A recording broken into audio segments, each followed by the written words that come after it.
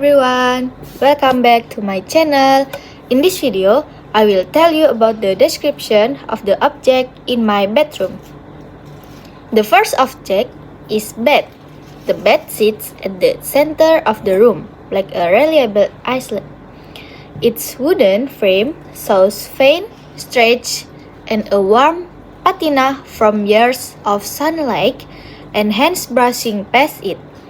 The mattress is slightly softened in the middle, where someone usually sleeps and the feet sits. A pale cotton carries the faint scent of lavender from a night spray. Each morning the blanket is tossed back in a practice motion. Each evening it is smoothed down carefully, as if setting the stakes for rest.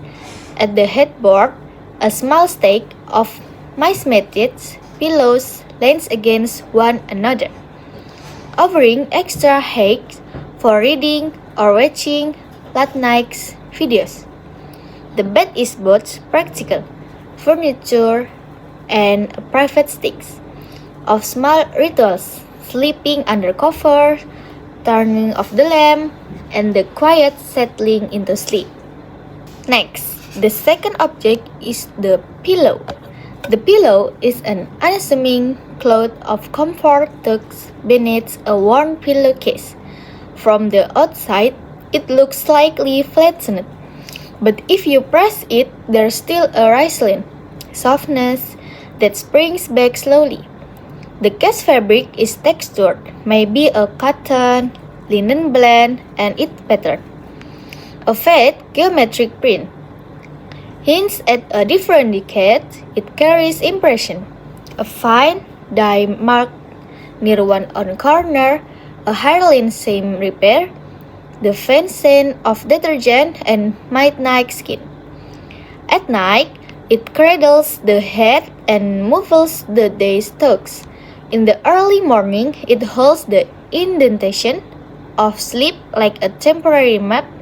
The pillow has quiet authority. It decides how the next feels, whether dreams visit easily, and sometimes whether a headache will stay on our feet. The third object is the blanket.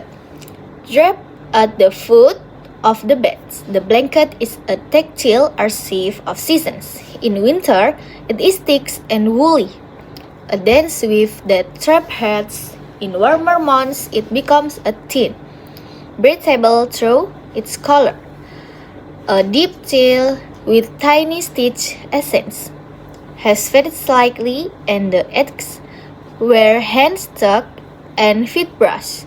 The surface is soft but textured, and when you fold it, you can hear the faint rustle of fabric against itself. It is the garment of comfort for late night study session and the unofficial picnic nook for weekend snacks. Occasionally, it catches a stray thread that is woven back in with a simple knot, and those small repairs so that is valued. Not disposable, the blanket is a dependable, quietly heroic presence. The fourth object is the desk. The desk is a focused landscape of purpose, a sturdy surface with one drawer, its top patterned by coffee rings and the pale ghost of past notebooks. The wood grain runs likewise and is formed by years of palms and projects. On one corner sits a laptop, its screen stickers telling stories about plays, visits, and ideas pursued. A small cup holds pens and pencils, some sharpened to fine points, others blunt and seaweed. Under a lamp, a notebook lies open with neat handwriting and a few crossed outlines, evidence of drafts, experiments, and learning curves. The desk is where planning happens, where small failures are rewritten into new attempts. It's both a station for productivity and a visible record of daily routines. The fifth object is the chair. The chair is a modest companion to the desk, upholstered in neutral fabric that has been softened by use. It creaks slightly when you sit down, a humanizing sound that makes you aware of your posture. The cushion has a small, comforting give. Its foam is dense but forgiving. The backstairs curves to fit the spine, encouraging a posture that's not too rigid but not too either. On its legs, fence scoofs saw the inevitable encounters with the doorway and the occasional sweep of a vacuum. Sometimes a sweater or a bag rests over the bag, a temporary cloak that transforms the chair into a repository of small belongings. The chair's true gift is simple. It invites you to pause, to study, to think, and to return. The sixth object is the lamp, perched at the corner of the desk. The lamp casts a warm cone of light that makes the room feel intentional. Its metal neck is flexible and slightly cool. To the touch, the shade directs illumination in a focus pull that eases a strain during late night work. When turned on, the lamp highlights the texture of the notebook, paper, and gives a soft gleam to the laptop case.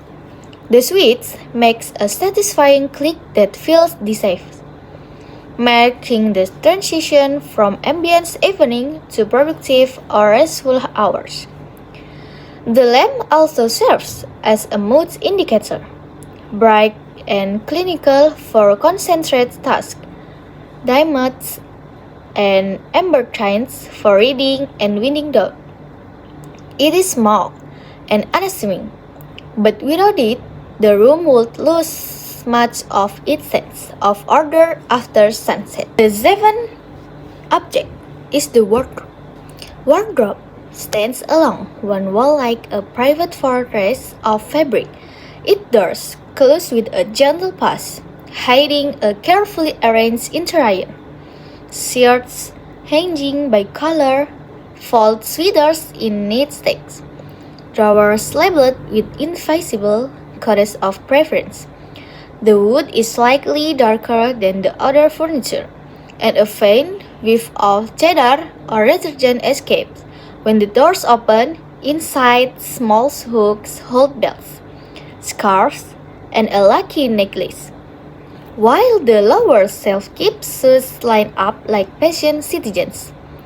A mirror on the inside of one door reflects the daily case with outfit best ensure the day's needs. The wardrobe is a keeper of both practical items and personal confidence, quietly partnering with its owner to present a ready self to the world. The eighth object is bookshelf. The bookshelf is a vertical garden of stories and ideas. Books of varying heights crowd the shelves. Dog-eared paperbacks, hardcover textbooks, a slim poetry collection, and a travel guide with sticky note tapes.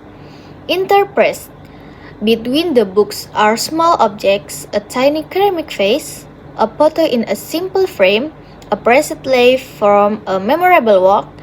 The spine show different fonts, colors, and years of edition. And if you run your hand along them, you can feel the occasional roughness of a book frequently opened. The shelf is not only a source of information, but a map of past interests, what has been studied, loved, or buried. It is a place of retreat where one can pick a volume and be carried somewhere else.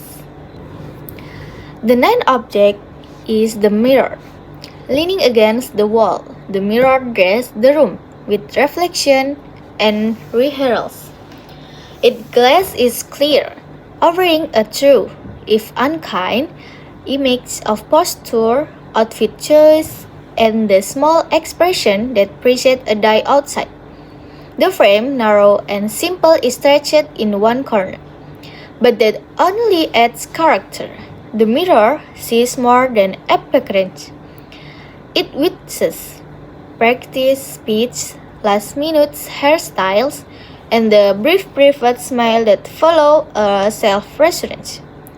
On certain afternoons, it catches the angle of sunlight and scatters a bright streak across the floor, adding a temporary playful highlight to the room.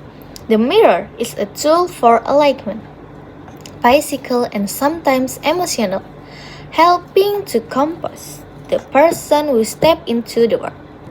And the last object is the phone and charger. Resting on the nightstand or the desk, the phone is a compact hub of connection.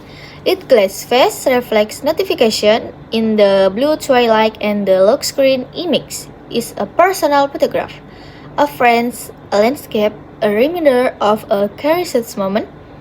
The charger, coiled with habitual loops, holds the phone tethered to the wall and the endurance. When plugged in, a soft glow indicates power returning. The phone's back bears tiny nicks and the faint fingerprint mark of constant handling. It is the device from messages that matter, alarm clocks that demand attention, playlists that accompany chores, and quiet searches that answer urgent questions. Despite its small size, it mediates so much of modern life, reaching outward while answering the room's small daily routines. I think that's all from me. I hope you understand the description of the objects in my room. Thank you. See you in the next video.